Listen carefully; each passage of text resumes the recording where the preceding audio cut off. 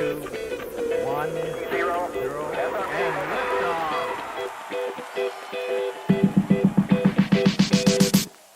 Just doing my thing. Hello, and welcome to the Voice of C38, a Rabbits podcast for supporters and fans by supporters and fans. I am Brendan Wyatt. Thank you for tuning in. So, today's topics, we're going to touch on an article from Goal Magazine or Goal Online, depending on however you get your information, I guess.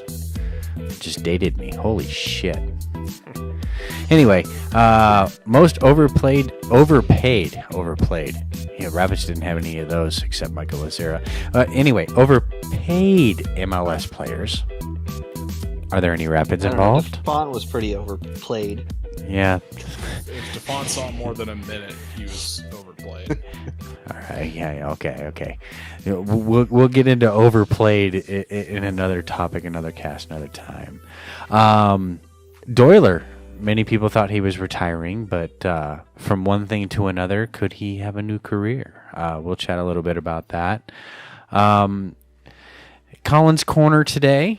I put him to task and made him find some numbers on youth soccer and kind of the movement of where we are. There's a whole underlining reason to why I did this. Actually, I had a couple ulterior motives, and we'll see which one comes out based on the topic of our discussion. And due to that, we have a little bit of a cast change as Brian and Matt are out today. Dave Wegner, thank you for joining us. Thanks for letting me join again. I appreciate it. I will try and be short, succinct, and on point. I don't know what you're talking about. That's not the Dave we know. Yeah, that's not what we're asking for, man. That's okay. And of course, joining us via satellite Twitch and all the online Twitter chat, the Drunken Monk and the intern Colin. Say hi, guys. Hey, guys, save the crew.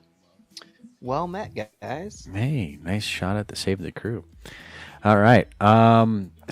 Okay, jumping right into it, I suppose. We could talk about the article from Goal. It really wasn't a whole lot surprising to me, kind of, what they had. Looking at it, he kind of basically, they're your big names, right? So, Pirlo. Anybody else feel like Pirlo was anything that impressive? It's not like he was David Villa, right? So, anybody disagree with number one there? I mean, it depends on what. I would look at it from a context standpoint, from just purely performance. Yeah, because I mean, he got to the league and his legs were gone. But you also look at the content, and this is going to get into maybe another player on there that we're familiar with. But NYC FC brought him in, as part of trying to just build the brand. Whether they got the value of that, who knows? But the Frank Lampard experiment is part of that also. But Frankie actually had to get back to England. There were pies in the oven. But performance-wise, yeah. I think part of the issue with this list we're going to run into is that they aren't going to evaluate things like jersey sales and butts in seats. I'm going to guess it's mainly just production on the field. Are you foreshadowing at number 2 here? I am.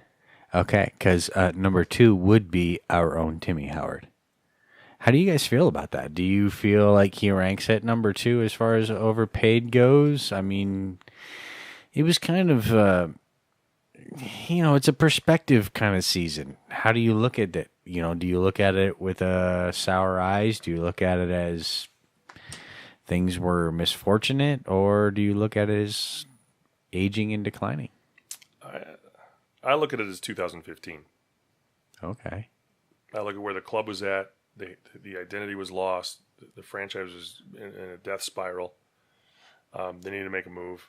He wasn't. I think we all understood that Bedoya was the first choice, Bedoya was the first choice, but his French club wouldn't let him go, even though they had agreed to it, and they pulled that at the last minute. And I think they wanted to brand with someone familiar with U.S. soccer and based on the circumstances of the club.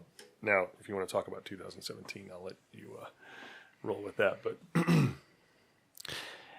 yeah, it could be a whole different scenario come this year. What do you two think? Do you feel that overpaid? Yeah, he's probably overpaid. But at the same time, butts and seats, name, like that does carry quite a bit of weight for a business, which is what it is to Kroenke.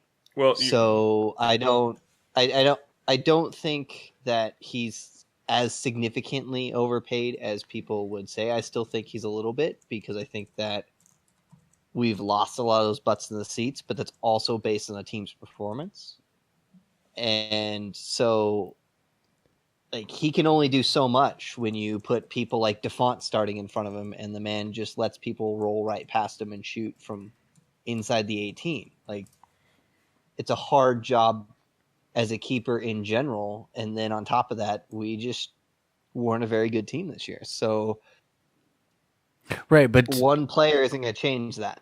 Right, but to kind of what you were saying though, like butts and seats and whatnot, looking at it as a rapid standpoint, and this is kind of what I think maybe what you meant to say by what they're not taking in account is, would the Rapids have had a jersey sponsor if it weren't for the Tim Howard signing?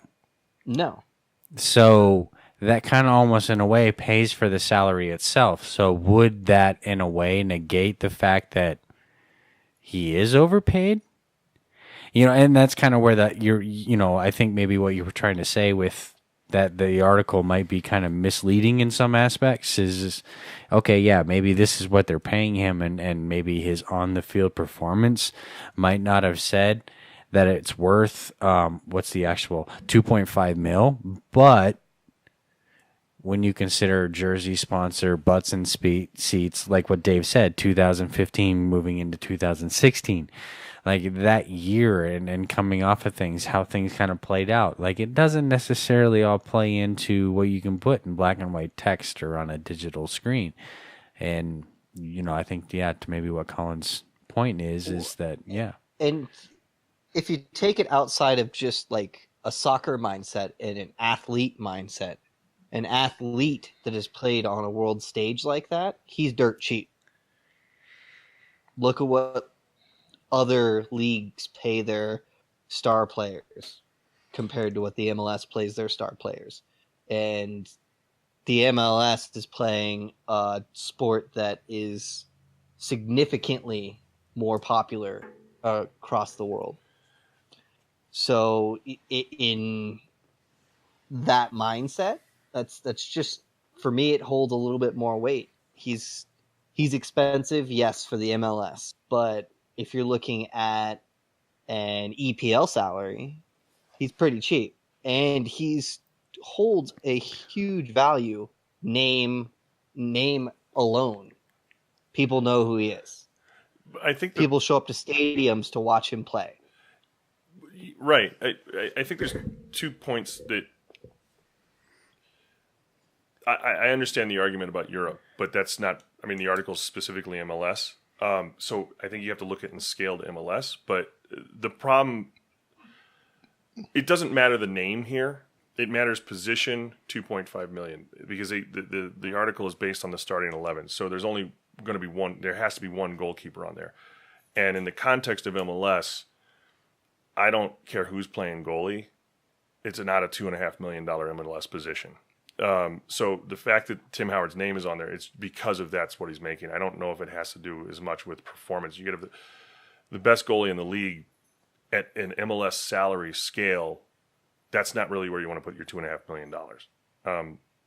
And again, for those that haven't read the article or don't know the article, it is specifically by position. So it's not the 11 most overpaid players. It's the most overpaid players by position. And I think by default, the that's numbers... where Howard lies. Yeah. And I mean, but it's, that's why these articles are written, to be provocative and get a little conversation going. Which is what's working. There's a couple other guys on the list. There's a dude from Minnesota, which, Dimininoff, which didn't really play a whole lot this year.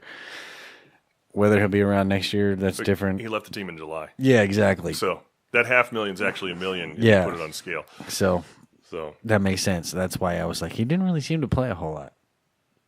Montreal, blah, blah, blah, New England Revolution. But we can go further on down, which is kind of surprising that Kaká is that far down at 7.2, which, I don't know. that's a 1.1 per second in the 40 for We him. just spent 10 minutes kind of semi-bitching about whether Tim Howard was really overpaid at $2.5 million. Kaká, Yeah. 7.2. Yeah, and the fact that his name sort of translates to poop. There's that. Which is kind of what he did in MLS. I mean, he had some wonder goals, but all right, let me ask you guys here, and Dave, you too. Kaká, Beckham, who made a bigger influence? Beckham resurrected the league. So, There you go. Yeah. Yeah. But Beckham's deal On the field, though, too. right. But like- Beckham's deal was $5 million a year for 5 years, not including the sponsor Right, the right, endorsement right, tie-ins. right. His deal was $50 million a year. Now, the league is here because of him. I mean, he reinvented the league and made it relevant. But that's But performance on the field, though. well, yeah, he could play. Yeah. But So- of course, but his game was set pieces. You don't have to run for those. Set pieces, corners, free kicks, Great hair. I mean, it was almost kind of like a cross between. Never mind, there wasn't a cross. So it was kind of like Valderrama and Beckham. So yeah, continuing on down. Gashy's there. Gashy made the list. I'd guys. agree. I actually think Gashy is Gashy worked hard for more that. of a waste of money than Howard was this season, only because he was injured and hasn't been able to play. And when he was playing, he wasn't really producing. How many minutes did Gashy log this year? Colin, little help, please. Gashy's minutes gone. Yeah, I think this podcast will last longer than the minutes he played. And it's an It hour already podcast. has. I mean, you're not too far off. Yeah. No, it's just, I mean, it's so disappointing because Gashy at the end of 2016 really was coming into it and finding his space. He adjusted to the league. And then he, I think they paid him at the end of the season. That must have been it. It's like when you work for the government, you get paid at the end of the month or the first of the month, you get one block payment. And then he went to Dubai. And I don't know if that'll be the last time he goes to Dubai during his career, but it definitely seems to be the perspective of what may have hindered his career, not his career, but his season, his 2016 season, and he might be, one of the first ones to say, maybe I didn't handle it the proper way, but I'd like to think that based on some conversations we've had with some people that Gashy will be coming back next year with a renewed fire under his boots. well, my guess is that conversation went like this. You're still young. You're in a contract year. What would you rather be paid on what you provided in 2017 in your next contract, which is probably going to be your last sizable contract, or what you might be able to do in 2018? And I don't think he probably didn't. His agent might have had that conversation with him, but that's why I'm excited to see what happens in 2018 with him, because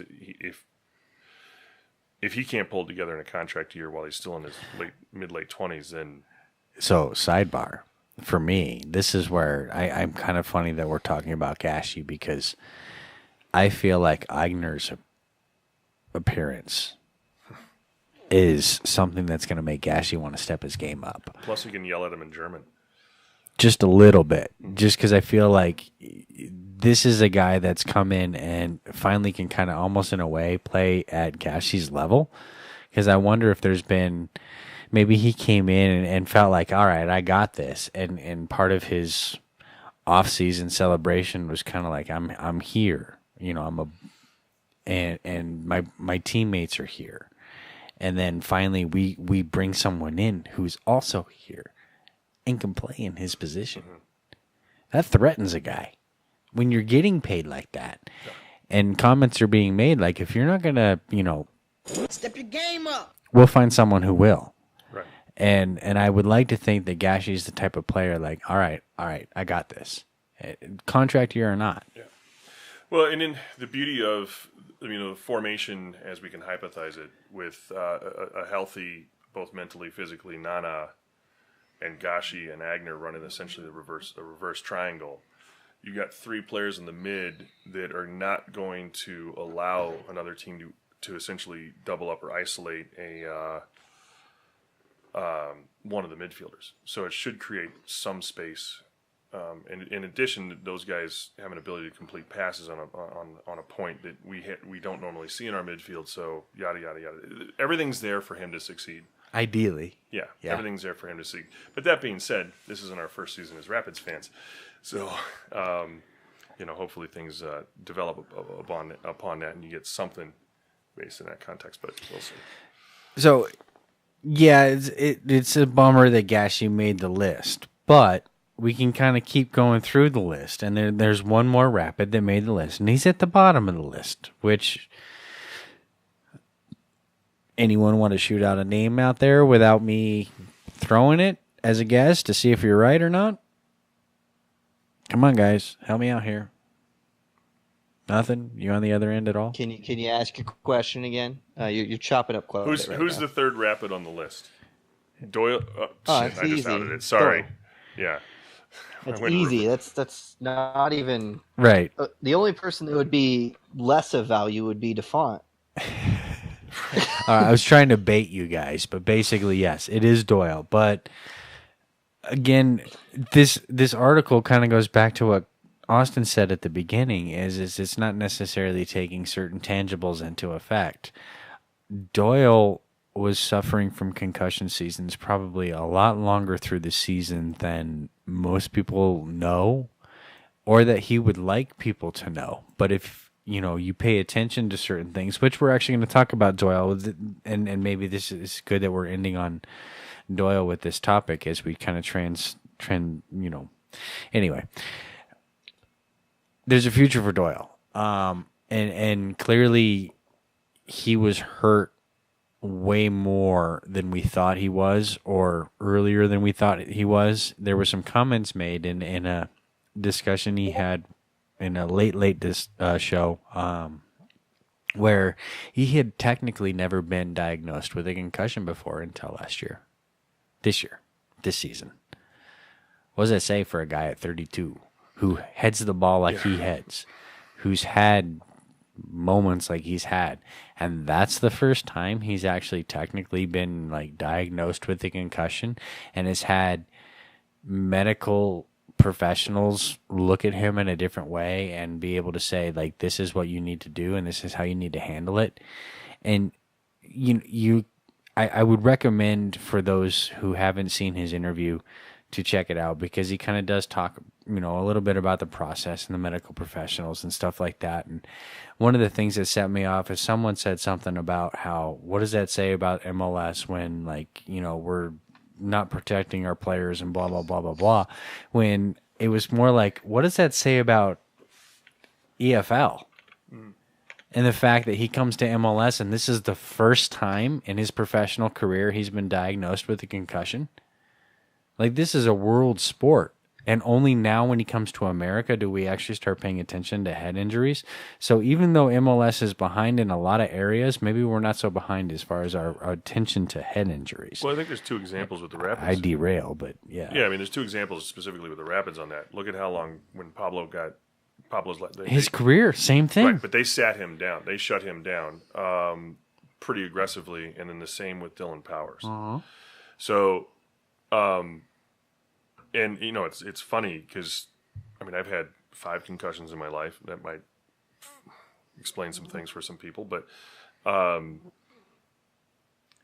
was never. I wasn't. Some of them were in sports, but this was forever ago because I'm half ancient. But when you see a concussion now with the NFL, the protocol and this, that, and the other, and they'll shut a guy down for a week or 2. And the head injuries there are a little bit more frequent. Just because of the helmet stuff, but and the volatility of the contact. But Pablo, they shut him down for months, and then I forget how long Dylan was, but it was pretty substantial. It seemed like. And then he came back 3 and was months playing in one of the Peter Cech helmets, or Petr Cech, if you want to be. However you want it, yeah. Right. So, Yeah, I don't. It's not an overwhelming concern that I've got with the league here. It seems to be a pretty aware thing. But yeah, who knows over in? I mean, let's face it. The old, in Britain, it's a little bit more tough guyish image. Well, I think that was kind of the picture that Doyle was trying to paint was, this is how it was for me growing up and throughout my career. And only until recently did, we have to take a really strong look at head injuries and what it can do for us. So, yeah, it's unfortunate for Doyler and the way his career ended, but he did get a nice payday at the end of it. Right. Yeah, and it always breaks my heart, Doyle's career here, just because it was never for lack. I mean, I think one of the least informed things I've ever heard as a criticism of him is he was lazy. I have never seen a guy work so hard on the pitch. The guy was playing box-to-box forward. I mean, he was coming back, helping out in defense, muscling up guys. He was so strong on the ball. But the guy worked his tail off. And I'm sure there's games in there where it was just like, I mean, he's still a human being. Yeah, but, right. But I never questioned the effort, and I think it's more a victim of where the team was, tactically. But you wanted to root for the guy because he couldn't have been a nicer guy. I mean, the things he did for his teammates are kind of behind closed doors. I mean, he was covering all his, he had bought a box through the Rapids for the players' wives to be able to sit, and he didn't ask for any reimbursement for it, and just a good guy. A shame to see his career in this way, but I think his next landing spot is a good fit. Who doesn't like a nice Irish accent on the television? Right. Which is a great transition into kind of our next topic. Over the last week with Ireland playing Denmark, it was kind of put out there that Kevin Doyle was going to be in the broadcast booth, and some of us have been able to partake in the game he called with Connor on the radio, and many said that was a really good game. So little did we know that was some foreshadowing to what could be for him in Ireland as he maybe takes to the broadcast booth for BBC. Thoughts, guys, as you kind of helped bring that to light? I'm excited for him that he's going to continue to at least interact with the game that he obviously loves and was passionate about. He's got a great personality, so I think he'd be great. I would have loved to see him replace someone like Alexi Lawless in the MLS instead. Right. Only because, I think that guy is trash. But that's his job. He's supposed to be.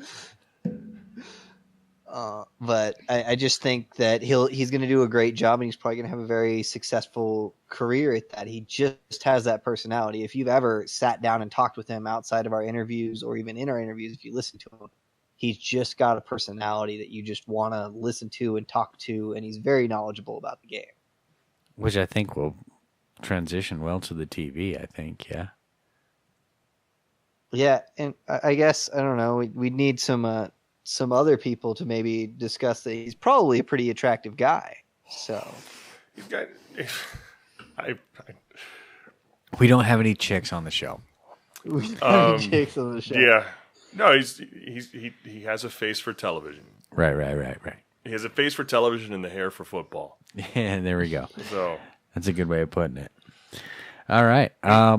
Any other kind of thoughts?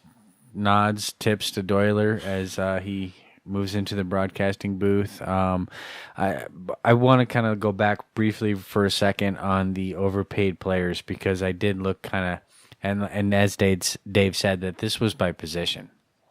So looking at, there's a stat at the bottom of the article there where it kind of shows it, where it's a, how would you put it? It's a 3-4-3 formation, so to speak, with 3 defensive backs, 3 midfielders, 3 forwards. And unfortunately, there's only one team that has 3 representatives. In fact, there's only one team that has more than 1 representative. Why are we that one? Well, we have actually a pretty expensive salary cap, and we finished basically near the bottom of the table. So that's not surprising when you have, I don't remember if we were top 6 most expensive teams 10th at the beginning of the season. We were 10th. We were 10th. I think. All right, I think I just looked at that, but I could be wrong. But I think it was 10th. But substantially better than we have been in the history of this club. Which is great, but at the same time, that means when you fail. Well, it just goes to show that money doesn't necessarily buy wins. As we all root for Toronto to flop in the Cup final again, because which is I mean, the whole Cup final is a whole different story for me, and maybe we'll get to that after Colin's Corner. But what a shit show that's all going to turn out to be. Well, it can't be any worse than last year's game. You think? When the team wins it without a shot on goal. What happens when it's Columbus Houston? Oh, well, those that have a disdain for Garber, that's what I'm have a hell of a party, right? And I mean, I think for MLS fans of MLS, and to Colin's point earlier, save the crew. You know, I know people want to have the argument about Columbus and whether justifying the move or not justifying the move, and I'm not even going to cross into that, and I haven't when that conversation's come up. Just pure empathy as a supporter if your club left. Especially, like, for myself personally, with the amount of time and effort I've put into the supporters culture here from a leadership role over the last 6 years. I mean, it would definitely free up my Saturdays, but it would be heartbreaking. I mean, as frustrated as people have been with, like, this club over the last season, it's still your club. And you know, if your team walked out the door, regardless if it's justified or not, heartbreaking. So to see, like, to me, that's the best story. And the second best story to me is Houston, because I think for those of us that have been following the team, it's hard not to root for Wilmer. Yeah. Because, I mean, Vicente. And Vicente. And, I mean, yeah. Still mad we let that guy go. We didn't necessarily let him go. We were still paying him. He was. You talking about Vicente, or are you talking about Wilmer? Vicente. Okay. Oh yeah. I mean, it was probably time. I mean, with the amount. I mean, he wasn't cheap. He wasn't super expensive. There wasn't much we could do with him. And he couldn't with what do we more had. Than, he couldn't do more than 20 minutes a game, really. And that's what they're doing with him in Houston. And he's a player coach. Right. Exactly. Which is what we knew he was here, but we couldn't do what we needed. And I don't know if those conversations took place here or not, but that would have been. It wouldn't have broke my heart. Yeah. To see him stay. Oh, that's one of those things that we talked about on the sidelines as fans watching. Like, you could tell, like, there was a gravitas where the people would just, not people, but the team would just, he was the center of attention, especially for the South Americans, the Latinos. There was definitely multiple clicks at the time when he was with the team, but he kept the team together, because if it wasn't for Vicente, you seriously would have had a separated locker room, and more than just two ways. It would have been more than that. And I think that was great for Wilmer to see that vacancy with him and say, hey, want to come in here and play this role? They signed him with that role. Yeah. That's where we went wrong. So, yeah, in Austin's remark, yeah, maybe we're missing him in that aspect. But we may have a couple players on our own roster like that. And they may be younger and still more viable. Like, I'm thinking Josh Gatt. At 26, maybe, you mean as far as like a player manager kind of role? No, or just as a locker room guy. Yeah, it's hard. It's hard to say. I think the team's still figuring that out. Right. And my hope is actually that it's Agner, because everything I've heard from Agner even better about Agner is that he is purely professional. And if the rumored potential new manager for this team comes in, that's the other thing I've heard is one of the top descriptions of him. Extremely professional, and maybe it's time to have an extremely professional club as opposed to what I think we've had in the past, an emotionally driven club. And you know, and Gatt, with what he's been through, he's definitely experienced a bunch. So my hope is Agner. I'm not discounting Gatt, but I think when Cronin left, that void, we all saw it, and because that impact on and off the pitch and was pretty substantial, and I don't know who stepped up to take that on, because it's not really Howard's personality. Howard would definitely bark and yell at you, but I think the team struggled with that throughout the year. Yeah. And we had, I mean, God, Austin, how many casts did we have where we mentioned that the captainship maybe shouldn't be Howard's because of whether it's his personality or his position and whatnot? He's the Yeah, only yeah, person he's who can got say his that. experience, but does that really necessarily mean he commands the locker room presence that maybe a Sam Cronin had? Unpopular opinion, but I think that the person that tried to fill that role was Watts. I don't think that's an unpopular opinion. No, His not at teammates all. love him. Yeah. Everything I've heard about it, I mean, we've gotten this. Watts actually, but he's respected in the locker room. I don't know if it's from a leadership role or not, but I know that he's well thought of. But that might be because He barked a little bit of orders from the back, and he might have been the more, I guess, positive influence compared to Howard, who obviously is a little bit more yelly and intense. Or Axel. From what It's not you like can- you see Axel yelling a lot either. But Yeah. I don't know if emotion on the So, field is necessarily an You don't- indicator it's- of captainship. I think it's the communication. and I think a lot of it's on the field, obviously. But I think the big part where the void, I think it's what's going on in the locker room.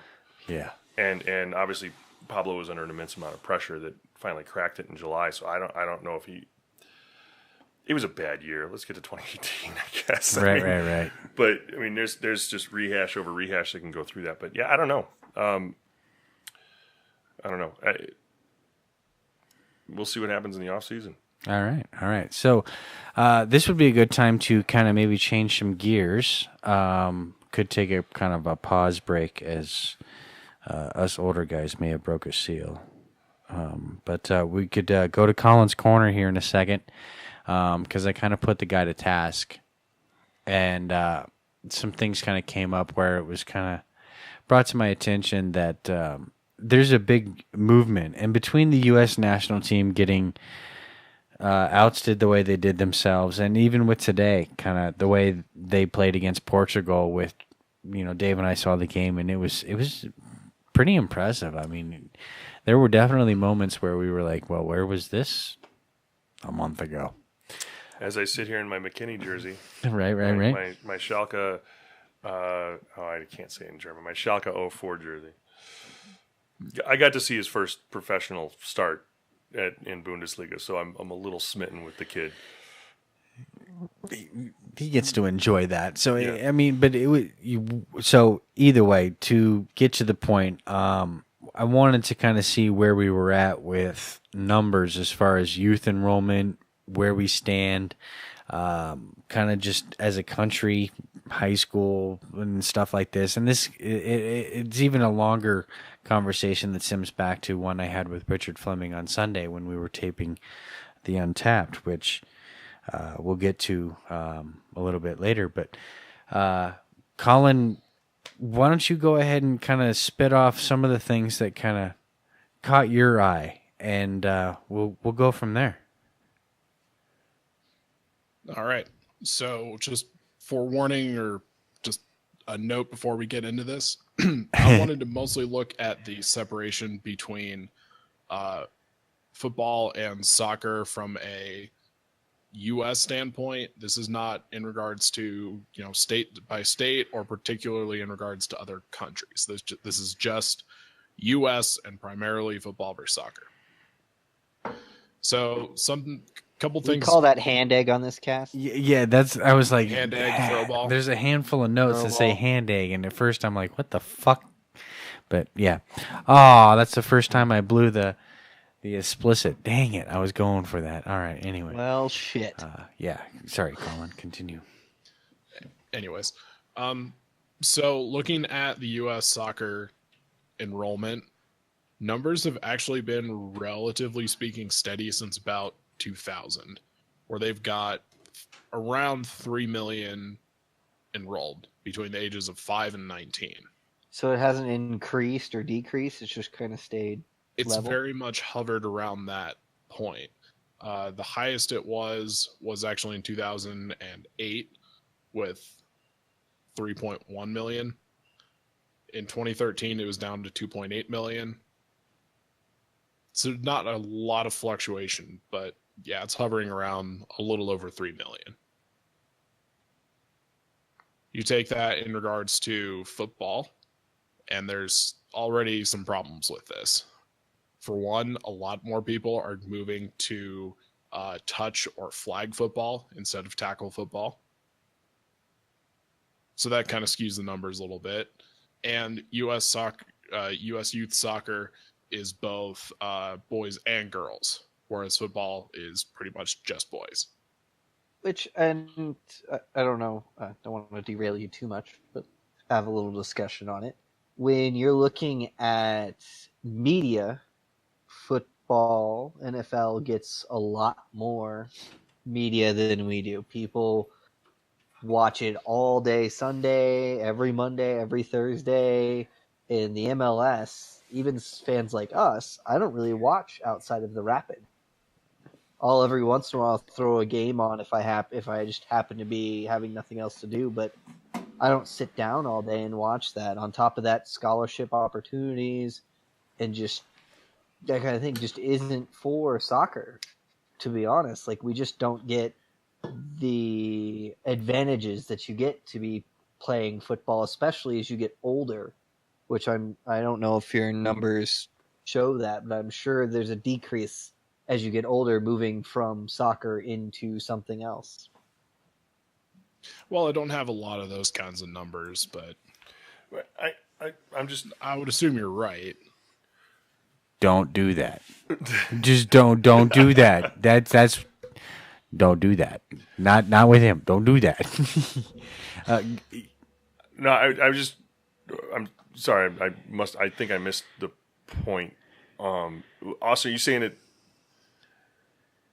soccer is limited in growth because of lack of scholarships and opportunities, or were you saying that's a football thing?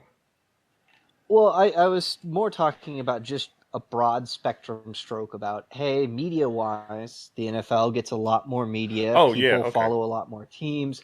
That kind of focus. On top of that, scholarships, there's more opportunity, more money in college football than there is in college soccer. Those coaches and players are just almost put on almost the same level as NFL players. Right, NFL but rookies. that's not anything that none of us don't know. So the whole point to me asking Colin to do this was kind of try to bring light to the subject that soccer is not that far behind. And so when I was having a discussion with Richard about, like, say for instance, our airwaves here in Denver, there's not a actual soccer broadcast on our airwaves. Now, there's the show that was originally Marcelo's show on Mile High Sports, but Marcelo probably couldn't tell you when the last time he actually did that show. So it's, but the sad thing is altitude has that's a part soccer. of my point. Well, right, but part of my point to Richard is altitude has a soccer team, but yet we don't have an actual soccer program. Yep. And he knows this. And this was something that he was trying to kind of bring to light to some people, and they needed to see some numbers. And these are the numbers that I asked Colin to give me was, where are we? Where does soccer stand in this state compared to some of the other sports that guys who have either college degrees or have been in the industry longer than me have actual jobs and are afraid to talk soccer, but seem to know what they're talking about when it comes to other sports. So let's figure out what the discord is here. And that's kind of why I put him to task, because soccer is really not that far behind. Like, really, who wants to hear about track and field? But they have 600,000 participants in high school. That's second to football. But we don't have a track and field program as far as what's on the radio. Like, do you remember when, and I might get the sport But wrong who here, listens to the radio that's younger? the same people that read newspapers? But it's not. These are the numbers that are registered. But we're talking about their parents. Yeah. Think about, like, you and I, Austin. We're in the over 30 leagues, the indoor leagues. Those aren't numbers that Colin can dig up. How many of us that are registered players that play on a casual whatever basis, but still give a shit about soccer, that wouldn't mind actually listening to some people who give a shit about soccer? Oh, I agree. It should be there, but it's not there, and that's why we do what we do, because it's not there. Yeah, And- I think there's I think it's underground there. Yeah, I and think that's it'd be kind of the interesting to point. see. It'd be interesting to see where the comparison is on traditional Big Three sport podcasts versus soccer podcasts, because you kind of have to go a bit to the underground. But it's also, but that's not a bad thing, because podcasts are kind of, there's a reason nobody reads the paper anymore. Right. There's a reason that terrestrial radio is becoming a little less of a demand thing. It's because there's all these alternate sources, which is consistent with, I think, Speaking of that, Colin, could you maybe look that up next week? If it's Right. possible to find numbers But- on just like podcasts and stuff like alternate media that's going out, because maybe soccer's higher between up there. blogs and all that. Right. Well, and that's kind of why we do what we do. Like, one of the reasons we do a podcast is because we're not given the airwaves to be actually put this show out there. Now, granted, if I could take my crew and put them on the radio, I would. Right. But I can't. And Subtle plug. Right. Exactly. To any radio station listening. I'm there, just saying, and my entire crew will go. But- But yeah, anyway, to McLeave, I didn't mean to just knack on track, because trust me, they wanted me to run really, really badly. I just couldn't do it without a soccer ball.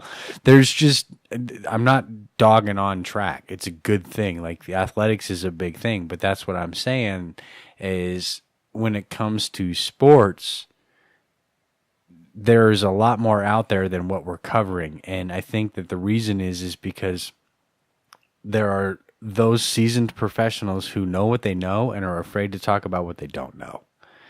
And until that changes, I think it's also that an will older never person. change. Well, right. That's what I'm saying. Until that changes, I think until it's like you're looking at people the rollover that happens, really until we get are bigger. used to watching football or basketball or whatever, and that's like their focus. And college is also on that level, and that's kind of where, like, I think you need to. It's going to take time for media to catch up, because we have Matt on the show, and he is involved in media, like that type of media, that This is true. that level of media, and his mindset is very similar to what the mindset of people that run those organizations are, So compared to a younger age of group of people that get their media elsewhere.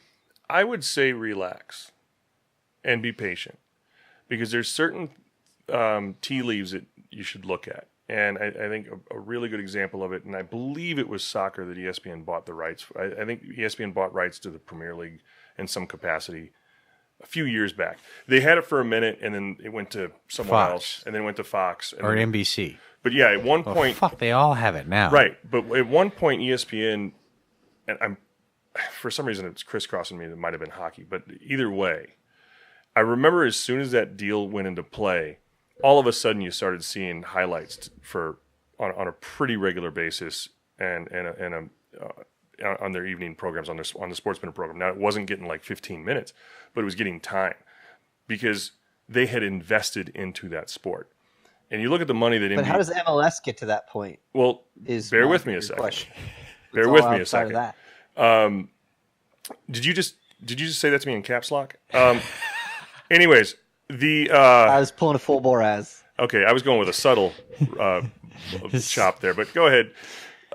Anyhow, realistically, when you look at you got to look at where the money's at, and with what with what NBC has paid into this, they're vested, and now they're tinkering with Premier League, and look at how much they've promoted Premier League with the investment. The investment there was substantially higher, but they're still putting in $90 million a year in this. Adidas just pushed another big deal. Adidas has relationships, I'm sure, with I'm sure some people in Adidas have met people at ESPN or at Fox Sports to talk about. The money's starting to roll in. That'll kind of take care of it. And then, and this has other sports are starting to come down a little bit as far as their numbers. Now, what would be interesting is when you pull the numbers for the youth sports for soccer, the increase in soccer, what's the decrease in NFL? What was NFL 5 years ago, or youth football 5 years ago today that is today? We have those numbers. Well, there we go. So it's trending in the right way. It's just not going to happen overnight. And the other thing is technology. So the technological options are going through the roof.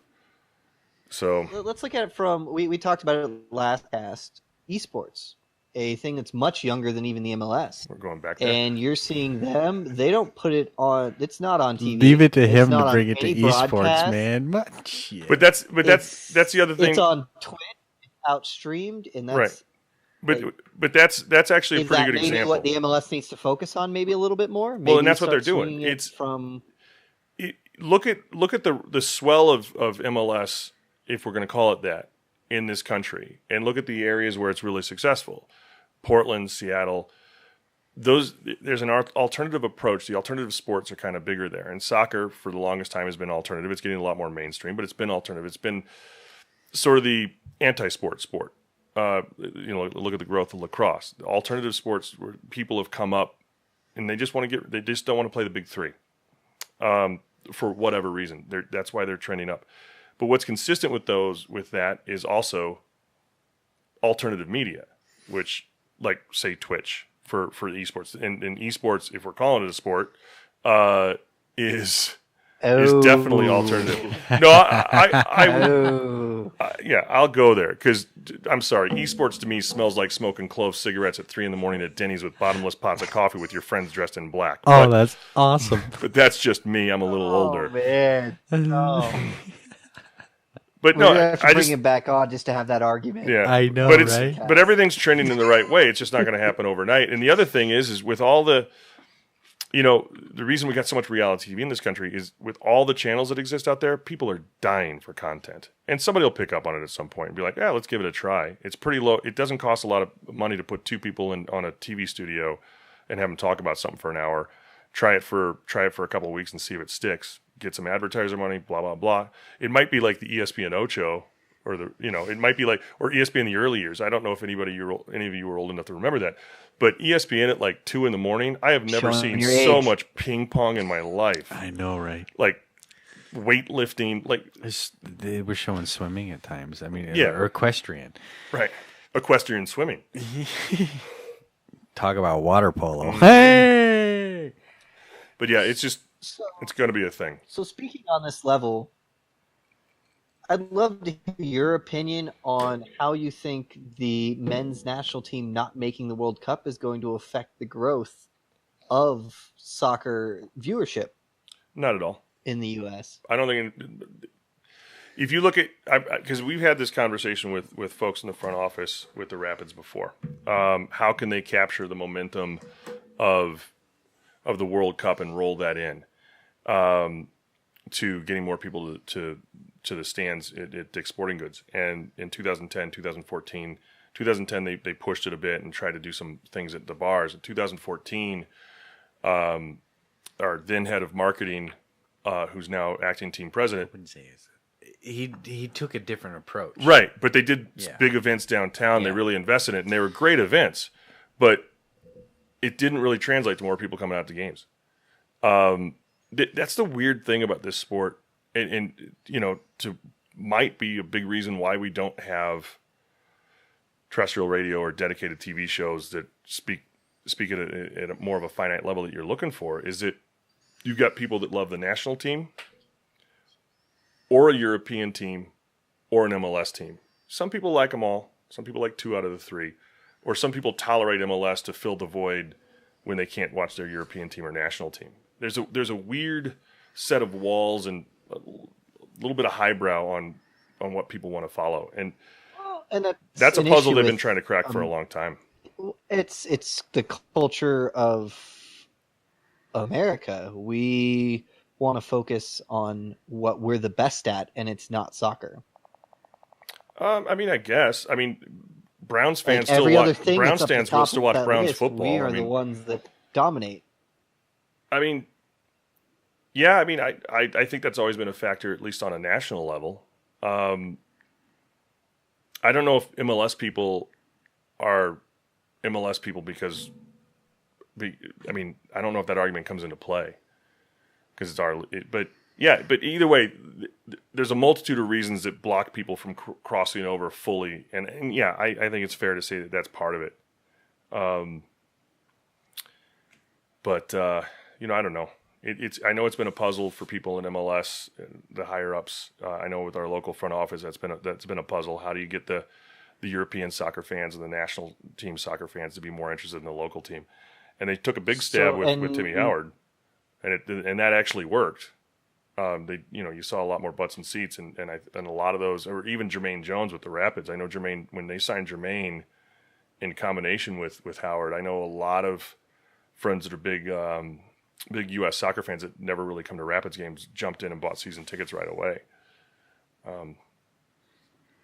But if you can figure that out, maybe Austin, this you is got a younger crowd type thing, and we can swing it back around to some more of Colin's stats on high school. Yeah, exactly, because and more I of the have youth a buddy stats. of mine who just coached in the 4A final. Like, he didn't win, which sucked, but he got there. And this is a dude who's really kudos, because you got there, and he's been coaching with these kids for years. I can remember when they were like 8 and 9, and I was out there shooting the shit with them.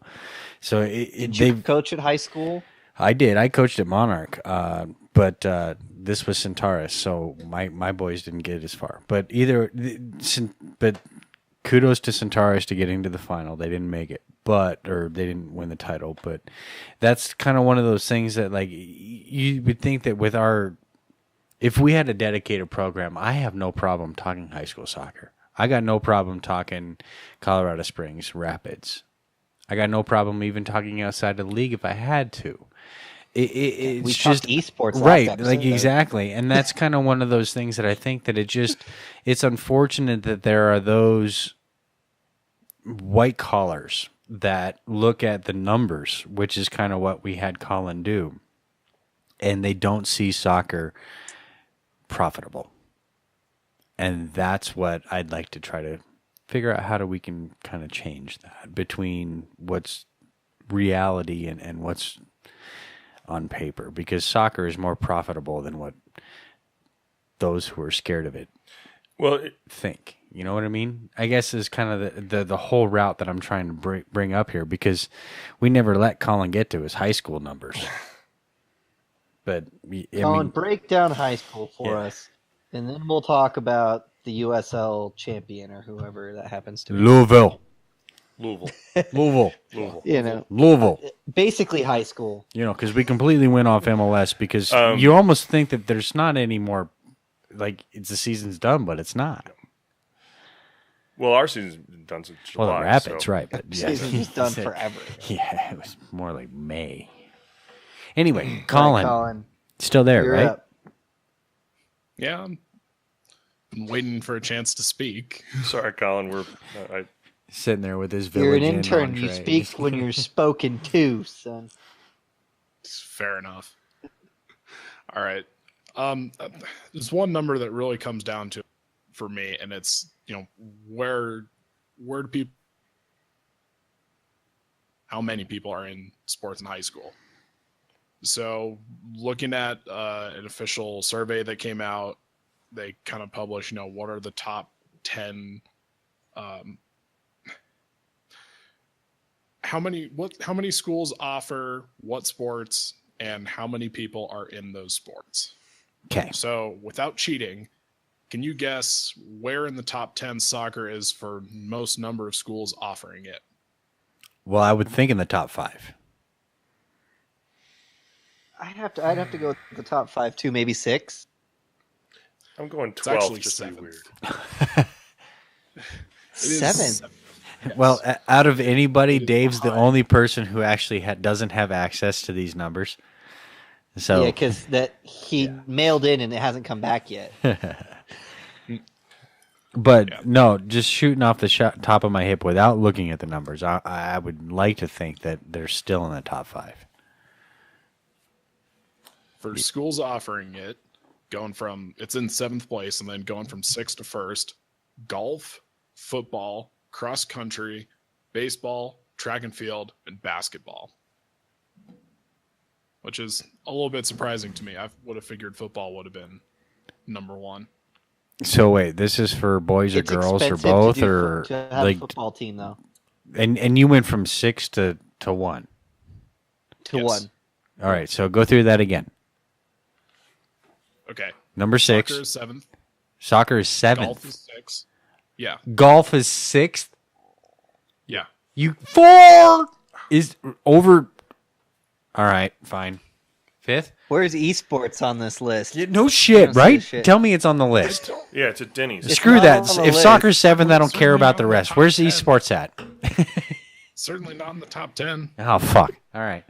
Since we already lost the explicit earlier. All right. Okay. Yeah. All right. So, anyway. I'm not. I'm No, wait, surprised, wait, but not no. surprised football's lower. How is it lowered? Is it not first? We didn't even let him finish. Okay. It's- So it's fifth. football's He went to- 5th? Yeah. Yes. It takes But a lot it's of players. expensive. It takes It's a lot an of players. So if you have a smaller school, so your rural schools, I mean, you might have an 8-man football And team, equipment. and it's a lot more expensive. Equipment in alone is expensive as shit. Like cross country and golf, you bring your own clubs or you bring your own shoes and you're done. All right. All right. That's how McLeave got a scholarship. Love you, buddy. All right. So, okay. Continue, Colin. All right. Okay. So we had football at 5th, cross country at 4th, baseball at 3rd, track and field at 2nd, and basketball at 1st. Now, if we're looking at participants, as people participating in the sport, where do you think soccer fits now? Well, you just totally messed with my shit, man. I I'm totally still thought saying we top were in the 5. top 5. Yeah, I'd go top 5. I don't know how much higher because we were 7 schools offered, Right. So that affects that. But I'd go top 5. Barely in 5th.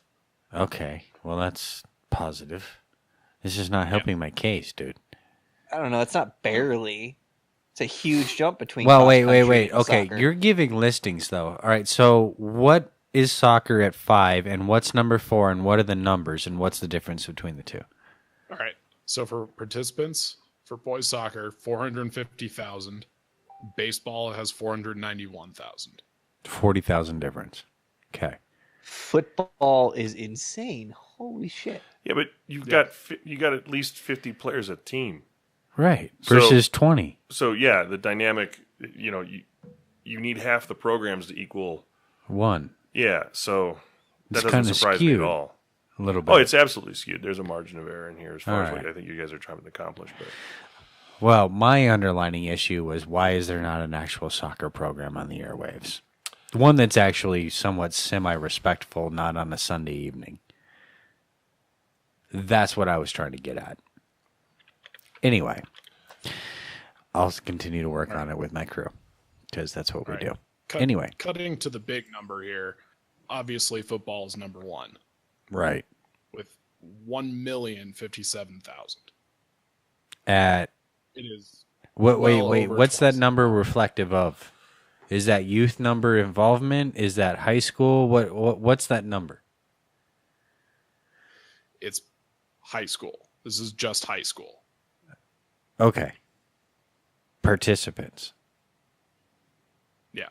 So it Okay. is well over twice as popular as soccer and baseball for that matter. How many of them lettered? I'm just, I don't fucking know. all right. All right. Good answer.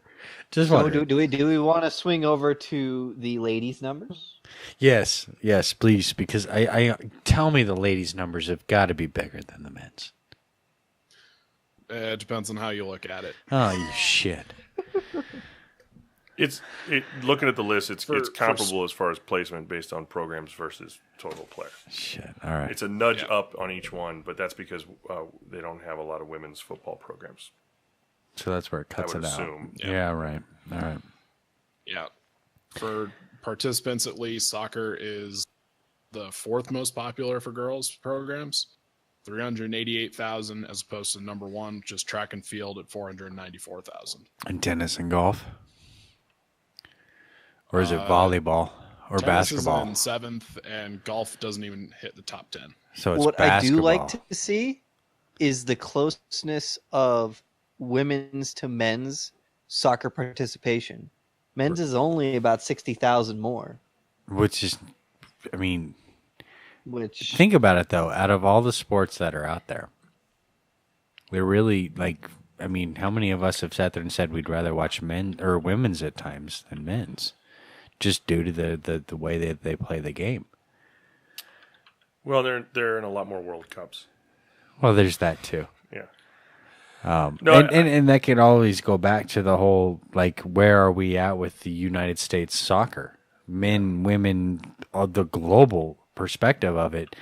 Maybe we need to kind of take a look at where the women have taken their direction and gone. Well, and if you had if it was to scale, the percentage of women athletes that are playing soccer versus it was on par with the percentage of male athletes that are playing soccer. How much better would the U.S. men's team be?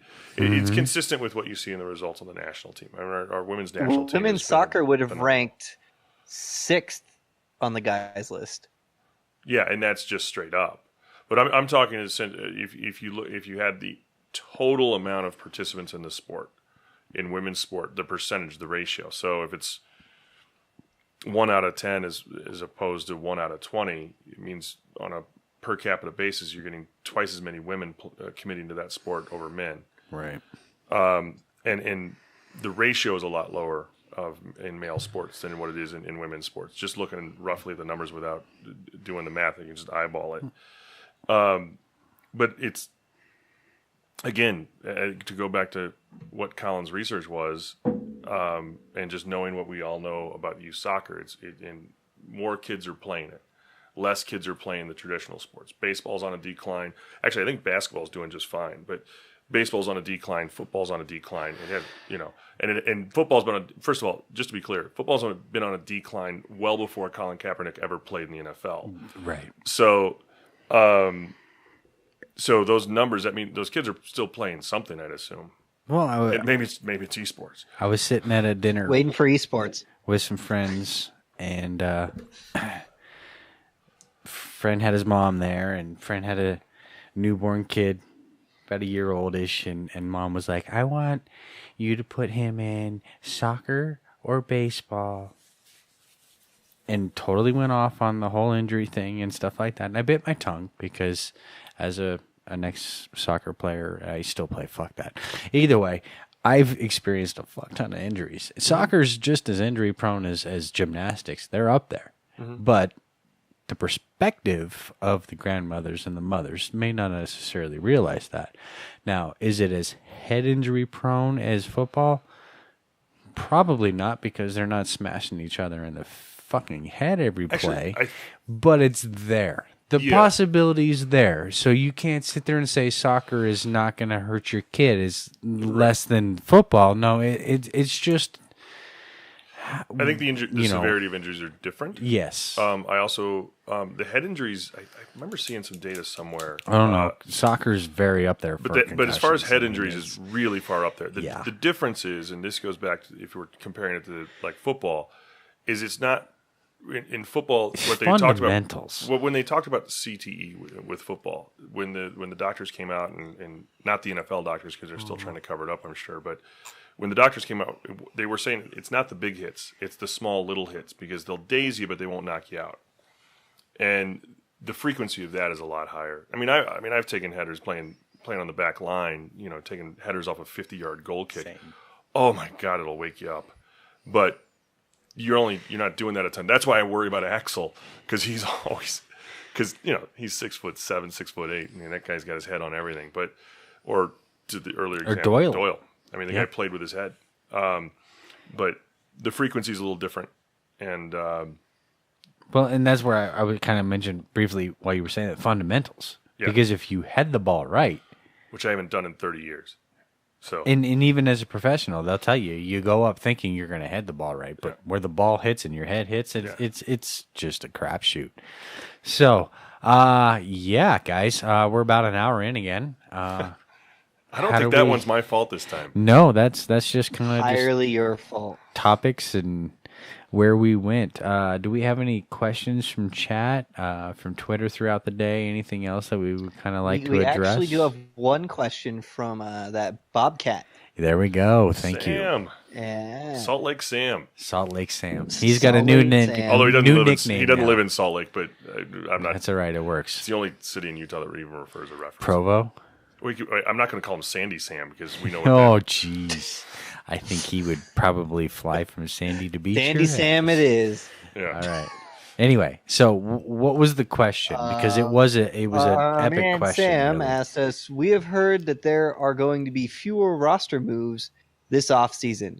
Who are 3 players that aren't necessarily big names you think can make a difference for the Rapids this upcoming season from one of the only Rapids fans in Utah? Did he say fewer, or did he say there were going to be a lot? There's going to be a few roster moves, not A fewer few. roster moves. Yeah, because of we've the- been told 8 to 10. Right. The number's probably been from 8 to 11. I think. Yeah. But either way, it doesn't Gone matter. up after that last Right. month. We really pushed on that DeFont, so that last number just happened there, or maybe it was Williams. Who knows? Either way, who would be since you're the guest, you go first. Who would be your 3 players that are kind of under the radar that the club could keep that would make an influence? It would keep or bring in. Well, I think the question is keep. Am I wrong? Yeah, let's clarify the question. Yeah. It's a few moves. It specifically says who are 3 players that aren't necessarily big names you can think make a difference for the Rapids this upcoming season. Current So I Rapids assume players who will current Rapids. stay. Man, I get Which is really kind of like, okay. And unfortunately, this podcast doesn't get edited. it Oh, does we're talking, to an extent. We're talking about players currently with the roster we're keeping or players we're bringing in. Yeah. roster we have Roster we have, the ones that are going to stay and make an impact. that we think, hypothetically. Well, I mean, I'm you know, if I'm putting money in the stock market, I'm putting it in Gashi. I really, there are so many indicators of why he needs to do well next year. Not just internally from what Porg said on his podcast, not what he's, but just for purely financial reasons, he has to have a good year next year. Because he's, 28, 29 now? He's got one more decent-sized contract in him. Yeah. So if he wants to keep going to Dubai, he needs to do some sit-ups and eat some salads. So I think that's a big one. I really loved what I saw at Agner the last month. So these aren't under-the-radar guys. So I guess, that's a hard question because there's not a lot of these guys aren't staying. There's going to be a lot of changes. I guess if you're going to talk under the radar, maybe Gat. Like, he's technically not a high salary, I don't name. I don't see Gat doing anything other than off the bench. I don't know where he fits in. Cerna. I think Cerna's Ford. going to be a different story. Courtney Ford's obviously going to be better. Was Ford under the radar, though? Yeah.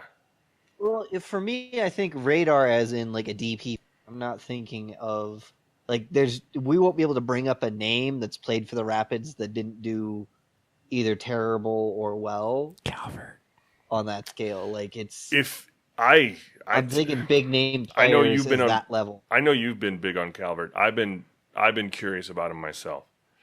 We'll see a lot of him. I'm not going to guarantee it this year, and there's a Right. reason why.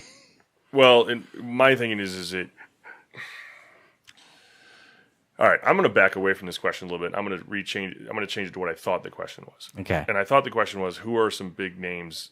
And this is, again, I'm having to look backwards to see the questions, and they're off the board now. But which is why I sound like I don't have a clue what the question is. I thought it said, who are 3 big names that you think the Rapids could come in? I hope in the offseason there's not a single big name that comes on this roster. Because I don't like big name tax. It comes with an expectation. No, it comes with a price tag. All right, yeah, You no, pay yeah. for a big name. It's the same thing with the managerial search. Everybody's looking for a familiar name. I don't want a familiar name.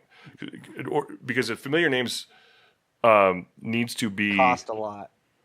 It's just going to cost more. Right. It's going to come with a tax. Or it's going to be a big name just for the sake of a big name. Like I know David Moyes gets talked about a lot. I wouldn't want him here. I wouldn't want Ferguson here. Ferguson couldn't manage now. Out here, he wouldn't know what he was doing. You needed a guy on a come up. Same with the players. You need a guy on a come up. You need to find hidden jewels because we're not Toronto. We're not going to drop $22 million on this roster. We're not going to add $12 million in salary. So that was the context of what I thought the question was. And to be honest, I think whoever they bring in it's either going to be, it might be an MLS game that sounds familiar, but if it's anybody outside of MLS, it's probably going to be somebody that most of us haven't heard of. Kind of like a Gashi or an Eigner. Exactly. Which is fine by me. Because I remember when they announced Agner, so many people lost their mind. Oh my God, where's the big signing we're waiting for? It's like, I'm still the conductor of the Nana train. Yeah. If he gets back to where he was before the broken back mentally, we've got some core elements to that roster that I'm pretty excited about. So there was a discussion a couple weeks ago from Twitch chat that asked, since Beckerman is now at the end of his contract at Salt Lake, and if they don't re-sign him, would you mind seeing him come back? Pablo's not here to sign more defensive mids. I don't have a problem with it. I never wanted him to leave. But where do you put him? I agree. You got 3 defensive mids right now. Had from a while Let him play off the bench. His contract's over. Let him come in when he needs to come in and just do the dirty work. Can he play center back just in case? Yeah, we've seen him do it. I wouldn't be too worried. And he shaved off the smell, so that's... Beckerman loved it here, didn't want to leave anyways. He's been nothing but, outside of the Salt Lake tie-in, he's been nothing but a nice guy. And I was one of those ones that kind of knew and heard from inside sources that, it just like Dave was saying, it was not like Beckerman wanted to leave. It was either Pablo or Bex, and we know who won. And that chapter's done and over with. Yeah. So, and to be honest, I don't think we fared too unwell. I mean, Pablo was our talisman. Yeah. So, I mean, he didn't last as long as Beckerman did in Salt Lake, but we won a cup with him. Yeah, we did. So be it. And would we have if it was I don't know if Beckerman? you guys know anything about Milo? Huh? Apparently, I know a lot about Otis. I was going to say, nice nice call. So, are we talking about the right-wing blogger? No, we're talking about. We got a question from chat. Milo Garvanian. Milo Garvanian? Yes. Does anybody know who that kid Let me is? think about that for a quick second. Academy. No, the kid that's coming up through the Rapids Academy, right? He's like 17. Yeah. They just did a whole Adidas commercial on him. Yeah. I don't. The MLS doesn't really start 17-year-olds. Anybody read that Christian Pulisic article? I mean, that kind of goes to the next of it. I mean, it's Shane O'Neill had a brother that could have been really, really good. Enda. But the whole O'Neill family kind of did their own thing. So, I mean, it's hard to tell. I would love to see another homegrown, another youngster. That's what I would love to see come out of the Rapids, because Dave and I were talking about it at the bar. Something about this club and this state. Like, look at the women's national team. There's 3 soccer players on that team that are under 21 or right around between 23 and 19 from Colorado. That's women. And if you think if the men's hadn't really gone in weird different directions at different times, at one point or another watching this game today, it made me think we could have had 3 Rapids players on the United States national team roster that day. Today. Well, it wasn't the goalkeeper local? Horvath, yes, exactly. If Ethan Horvath, Shane O'Neill, and Dylan Cerna. Or you could even say Eric Miller or Marley. Like, that's 5 names we just that were all tied into Rapids, that are all U.S. national, or could have been, or at one point were. And we fucked that up somehow or another, some way around the way, because of coaches, front office, technical staff, blah, blah, blah, blah, blah, or we just scouting. We didn't see their value there. Tesho Akindele could have been another one. I mean, Colorado is prime for soccer players. Brian Mullen, are you freaking kidding me? I grew up playing against this kid. Literally, I'm not joking. Every time. We're the same age. I always played against the guy. I know what it was like.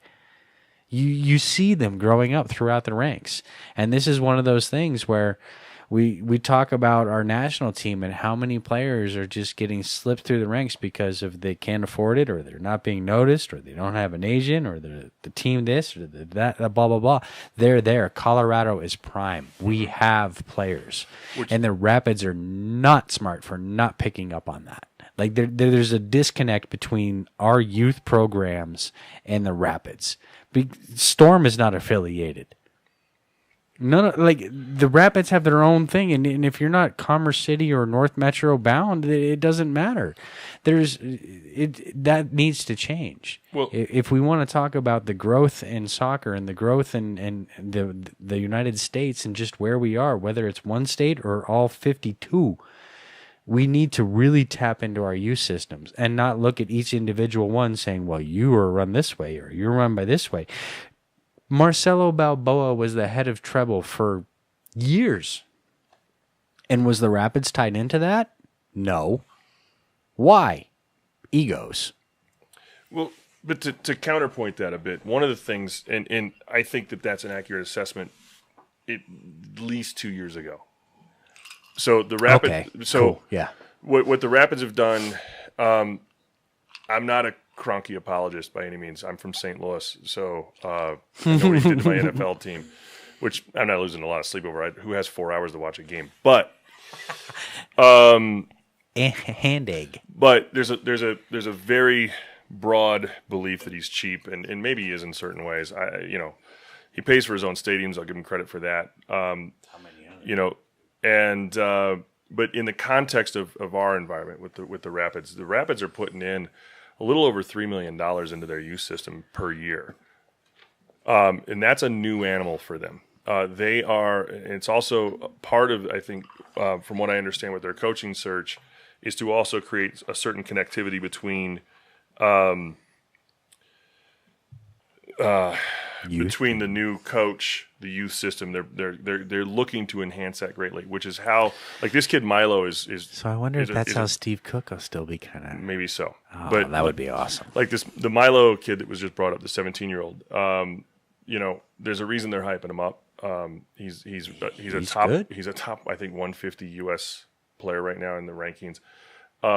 It's worth bragging about as far as youth goes. And I know that there are kids. I know we've got a member of our tailgate crew. His son is in the academy. I think he's 15, plays goalie. He gets to train with Tim Howard from time to time, which, I mean, can you imagine that at 15? Well, what about the one who's with Barca? But he moved up from Pueblo. Gambaya. Yeah. So they are investing heavily into that at a level that I would hope, if it could start bearing fruit, even at half of what Dallas and Salt Lake are getting out of their youth system, it's a really, really good investment. But to put it in comparison, salary cap's what, $3.5 million? We're investing a little under that in our youth system. So that'd be like the NFL putting an academy in place. It's about $90 to $100 million a year in scale of dollars, if you compare it to what the salary caps are for each leagues respectively. So that commitment to the youth movement is gone up a whole nother level, and people haven't seen it yet because it has yet to bear fruit, because it's a newer commitment. So hats off to the Rapids for that investment. Great. If we can help expose that, even better. Yeah. Now the question is once we develop them up, what do we do? What are we doing with them? Right. And we're putting them under Pablo, and they're all going to play defensive mid. Right. That was last year or 2 years ago, as Dave just said. That was 2 years ago. But look at the not the World Cup game. God, that was a Freudian slip. The U.S. friendly today. Oh, vomit. But look half of that roster. It was a big youth movement, but half of those kids at least came out of MLS programs.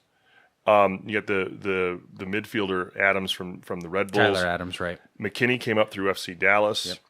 Horvath could have been, whatever. Hamid, who just moved over to Europe. Mm-hmm. There's. That So I know was that MLS one gets a big knock DC, as far I as think? developing youth talent, but there is youth talent. Look at what Salt Lake's done. Brooks Lennon, bought by Liverpool. Liverpool, now on loan back. There's a kid from Atlanta, and I apologize for not knowing the name.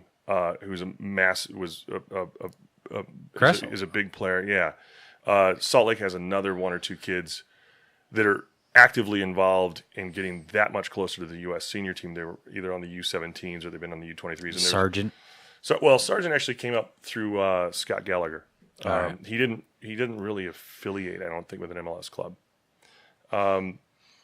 So that youth movement in MLS is getting pushed up. I've heard rumors about the possibility that clubs are going to be able to, if they sell these players, keep a substantially larger portion of the money, which is going to even further spawn the investment, because there's nothing wrong with developing a kid who may or may not fit your club, making some money to reinvest in or get active veteran players or whatever. But that shift's going on, and it's nice to see that the Rapids are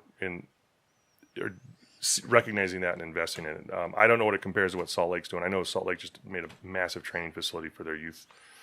But Which is, we'll see. is something that kind of, it would be nice to see kind of from our guys. But it is good to see that. Gotta wrap this up. Yep, Brennan. yep. sorry, It is good to see that our club is kind 20. of making a move. But we just kind of we filled a lot for being in the off season and completely skipping the fact that there are MLS playoffs brought still Dave aboard on. and whatnot. But you can blame Dave if you want. You want to go around? Who you got? Right. Who you yeah. pulling for out of the four? I would actually kind of like to see Houston go. So Yeah. that's my go on the MLS playoffs that we almost surely forgot about. Not Seattle's still in the tournament, so I'm going with not Seattle.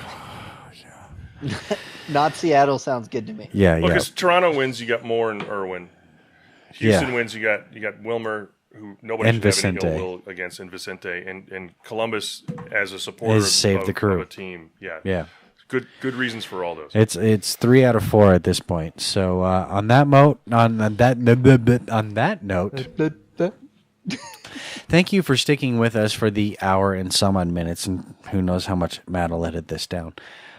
We will be on break next week as it is a holiday week, but December is going to break the bar as far as the last month. So stay tuned.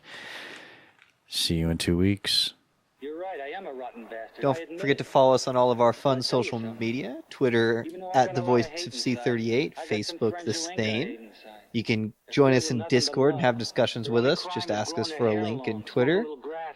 Brendan, where can people find you?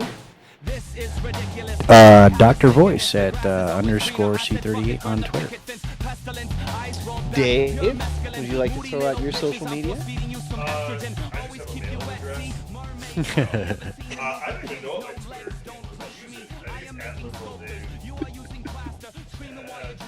Something like that. I'll order last. All right, Colin. You can follow me at the Ace Arbiter, and you can also follow Dave at Dave Wegner. How can you forget your own name? There you go. Your name. Well, I've got an alternate one that you call whatever. There it is. It's the liberal one. For the Shadow Twitter. His shadow Twitter. Incognito. And you can find me at the Drunken Monk _T38 on Twitter. And you can catch us Tuesdays at 4:30 p.m. Mountain Standard Time at twitch.tv/drunkenmonkc.